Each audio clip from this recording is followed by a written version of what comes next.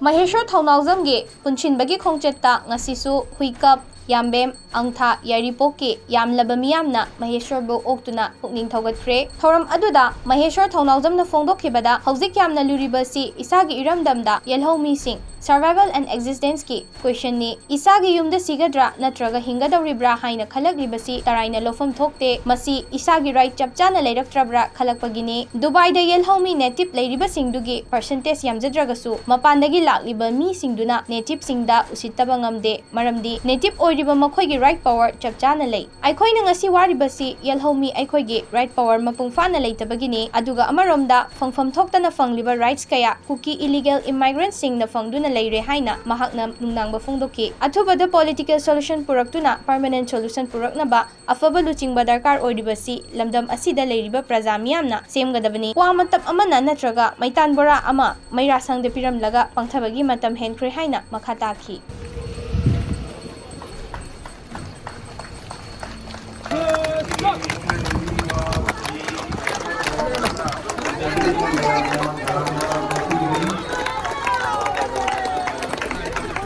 Hari ini kami tanda taram sisa.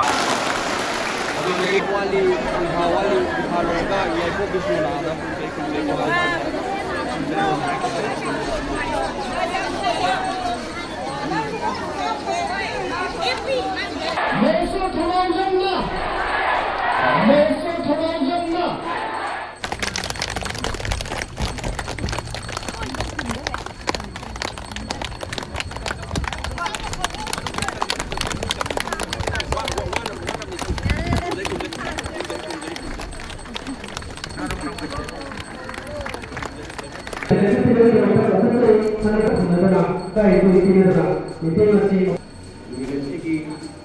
Pinabanulok na toksinjari matangda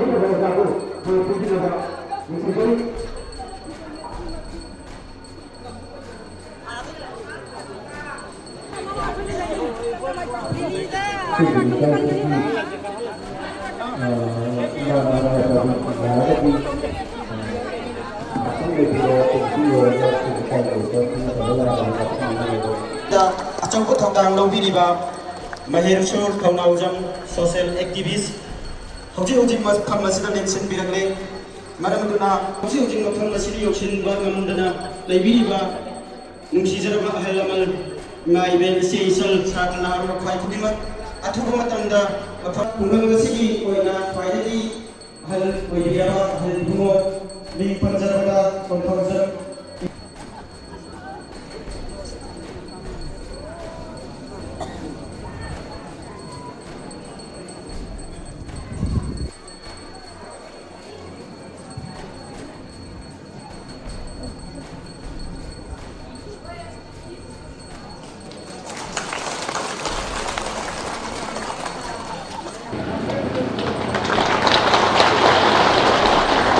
Maheshwar Thaunaujamna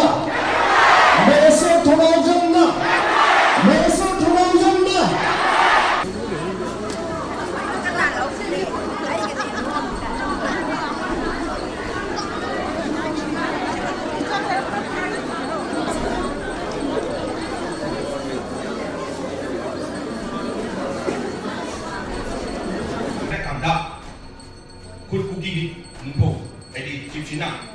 Prithiviga uba ore se lukhang ore se suyai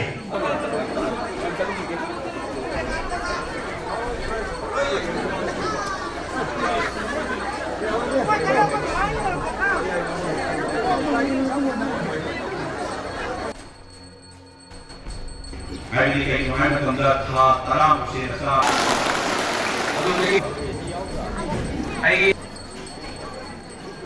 Sumay ka ko ni Chanjala ko Manipur se Bible no moy na dasara bada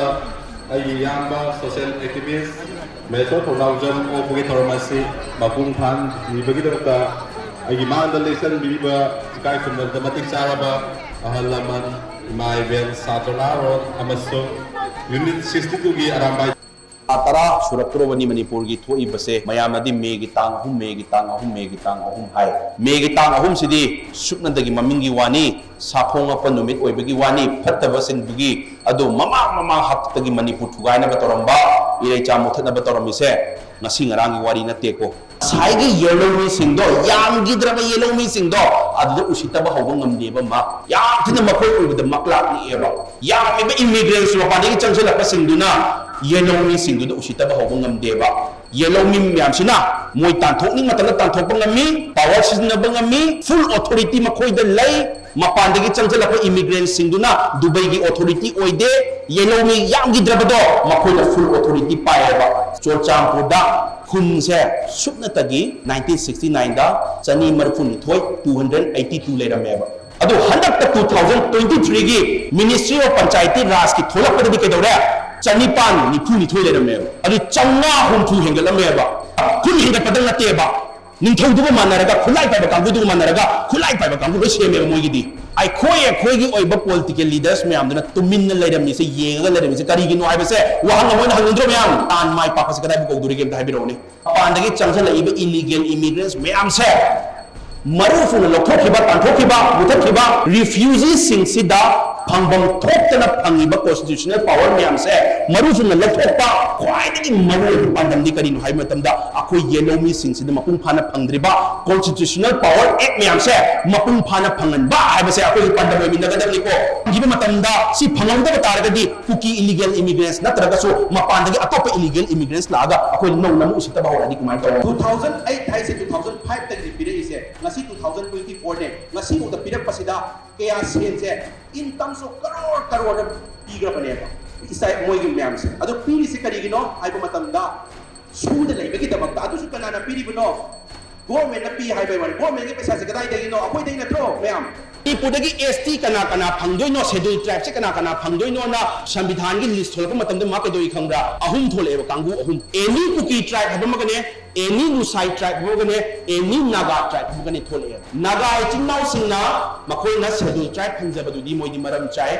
makoi warisna sai ama thamgra se makoi ne yellow mi gi oire adugo makoi na thole ba any kuki tribe an thole ba any lusai tribe an thole ise kuki ga lusai ga chak mane ba matam du lusai hai su leite adu di any kuki tribe maga any lusai tribe maga tongan kumai thole ino ma adu ke jogi ni hapchen mi se di adu taragati hayeng tungda mu mayam changba yaga sina ni natro after 4 years 1955 ta bharat ki president na any kuki tribes manu kana yawi sigi manu kana yawi sigi manu kana yawi se khaido ga thagal o haiduna backward class commission chu kawi taka collector commission chu kawe bharat ki president sina haire ba president di kem khangda da te ko mangwa delhi de le ni mari mai khangdoi no khangdoi di kana no ngasai thijan hujam taraga thaga ki du natra khangdoi se manipur gi tribe kun tare thaga le ba thaga ki bana kun tare thola pada kya thole khangda Unma kan thole ini mizo lusai tribe maga jau hai bam ga chalame kuki lusai chu chamana ko tu tongan khai du e hojik su ke dore kun tare chi tam leijaram se da ani ma tongan mo ha chalame kana na tori no thila da ma tam ke dore the rasti sanaraga monopoly sanaraga lalong oraga manungi arana me age tora kan de thola ko natro enroll kana lora me matam du gi home secretary pai ba kuki machane ti kibzen hai no pas man achoba role lora me ba sida yamna maru ina Maheshwar gi tawgadoriba hena thona pangal hapire hai se nachana aizari imalibak manipur sida pokjaba si phibam sida bo yellow mi isa gi reicha sida pokjaba sing sibo hingba sibagi lamje sida yauraga survival and existence ki wahang nama la isibo si nainabam thok tabranen dai bi rone chu sign tawnari sidi kuki gi khulai pai ba kangu kun manga khattaga ni ko adudi kuki gi sagai hudi khulai pai ba kangu leiriba nifu manga gi mathak leiriba sina lebau sina kumai tawba du dia mamang hakta tai ni makoi na kuki sing sigi ning thok sing siga mapan da changsal iba khulai pai ba kangu siga manare hare kanda sagai hudi khulai pai ba kangu hodu ise mamang hakta tai dem ba Village Authority Act 1956 ko bom su lai bani na yum kun ta ba ta ga di kun na mane ba ma adu na ka dare sida yum kun su ba sudri ma pa ni ko selo sida yum kun su ba sualo sue ko yum kun su re kun na mo mamin tholo adu ga kun na mamin thola ga na ko khulai ta ba ko do so nam ka dare yum kun su ba sudri changsalo naro na changsalo sure ba sudri sualo yare yum kun su re adu kun na ma ta re na ko khulai ta ba ko do are ga ngasi bu ta lai ne ma sing na ba da All Manipur Hill Areas Acquisition of the Chief Rights Act 1967 अदुगी एक तो पास ती तौग्रेनो मा मणिपुर हौजिपुर चाही यांखै तरे छूर सिबौदा मणिपुर हौजिबु मपुंग फाना चलद्रीबा तुगी एक तो मपुंग फाना चलबा ओरमबा नसाई हेरिंग दिग्री चिप टेंस चु लथोखरगा कुकी गी चिप ना निथोंना तौनी कुसी तौबसे तौबो नम मोइबो मासेना हरबदा चाही यांखै तरे उमागा पास तौगिबा एक से हौजिबु मणिपुर मपुंग फाना चलद्री चे करिगिनो हाइबसे वहां अमोना हंगिंद्रो मासेना हरबदा अदुगी एक तुना मपुंग फाना चलरबा चलना नम तारगदी अदुई कांगुदो भोट फंगरोय मखोगिसु एमएलए सिंग लेबनिना मोय एमएलए दिना आई सीएम होइना होनबदा आई मिनिस्टर होइना होनबदा सपोर्ट फंगरोय हादि नत्रो मयाम से नारबदा अदु मेन ममान हक्तगी सुवरे सों लापा अदुना ngasi kai tare je akoi wari banatro akoi gi leader sing nu tumina yenga lere mi se kari gi no sine baina wahang on hang se aduna mayana social worker na thetleba adu se na hageba asema social worker de koi mani puda kanano ai gi mai ben sing sine ba sema social worker di je mapan da tawba ya ba kudong chaba lawba ya ba khangan ba ya ba se mayam ma lai ke kudong chaba mayam lai greba sida lawjage khangan jage ko hai matamda ai ima sing tumum chabam khangda lai ko ai gi cha sing se siba yauri ko ai gi cha sing tumum chabam khangda lai ko ai enta lawjage ko ai enta ngangjage ko hai matamda makhoi gi ras di dondugi mathak thongba singduna nang nang ba yaroi nang law ba yaroi nang law raga atopa akoi state ta sok pa lakani akoi kaigino hai matamda akoi gi ras di dondi yang chawbani na sok pa lakani hai ko matamda ai improve sola ko matamda sira ko matamda sira si bauda ai imai ben sing tumum chabong khangda lere si bauda ai ichinau sing siba yausala kan sida ai na nganjage hai ba yaraktragadi nakhoi gi ras di don se nawalo di haram kai kai sini na jari ni अदुगी गट्स को लेबियो सिनी मसा उना दबि the ची पिसन दो एता गे सुबि पीगे बसी बोगा नसा पिको दोनगा मयाम दमता आ दिल्ली द सरा पलना मयाम दो थौना हापी पान माना नंगु एक तकाता नंगु सिनी सांगना मयाम सेवा तवंग मोइसनु असुगी मति अpai खनम दब मयाम बारी याम खने असि थौना ले यो हन गनो अpai याम नंगी दमते लेते Maheshwar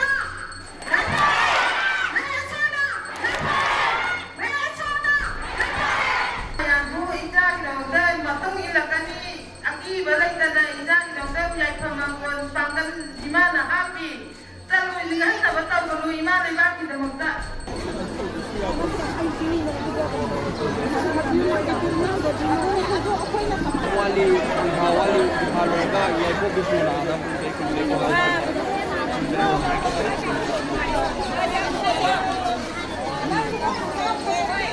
Every